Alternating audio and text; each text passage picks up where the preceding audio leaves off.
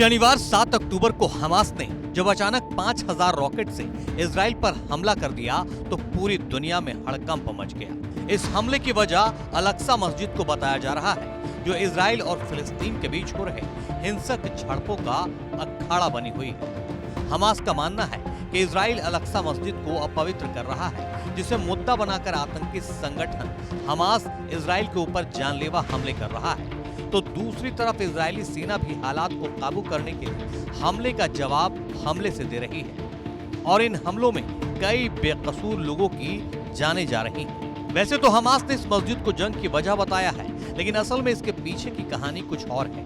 Hamas ने ऐसे ही अचानक हमला नहीं किया, बल्कि इस हमले की स्क्रिप्ट 8 महीने पहले ही लिख दी गई थी, जिसमें अमेरिका, चीन, सऊदी अरब, ईरान और खुद इजराइल अहम किरदार हैं।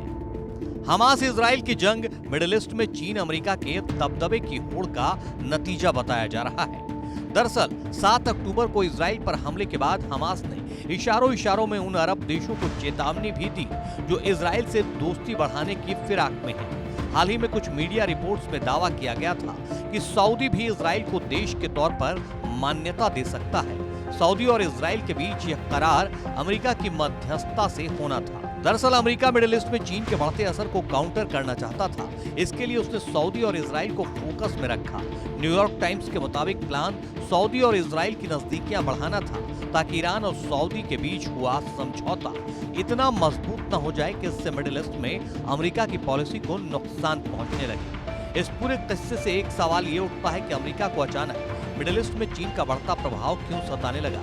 इसके लिए हमें 8 महीने पीछे जाना होगा, जब इस पूरे मसले की शुरुआत हुई, जब चीन की मदद से 7 साल बाद सऊदी अरब और ईरान में समझौता हुआ।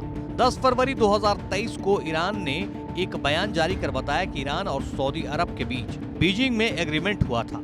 दोनों देश एक दूसरे के यहाँ डिप्लोमेटिक मिशंस खोलेंगे। दुनिया के लिए ये चौंकाने वाली खबर थी।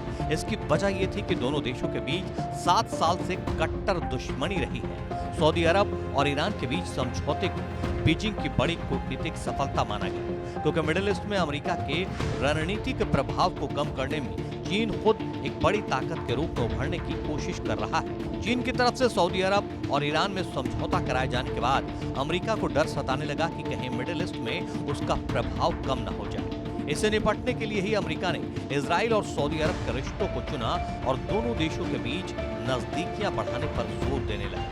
तीनों देशों के प्रतिनिधियों के बीच हुई मुलाकात का दौर भी चला, लेकिन अमेरिका, सऊदी अरब और इजराइल के बीच कोई डील करा पाता उससे पहले ही हमास ने अटैक कर दिया। वॉल स्ट्रीट जर्नल ने अपनी रिपोर्ट में दावा किया कि ईरान अगस्त से ही हमास के साथ मिलकर इस हमले की प्लानिंग कर रहा था। खास बात यह है कि ये वही समय है जब अमेरिका ने इजराइल और सऊदी के बीच रिश्ते सामान्य कराने की पहल की थी। इससे साफ जाहिर होता है कि अमेरिका और चीन ने मिडिल ईस्ट में अपना प्रभाव बढ़ाने के लिए जो समझौते करवाए, उसने ही हमास इजराइल जंग की नींव रखी।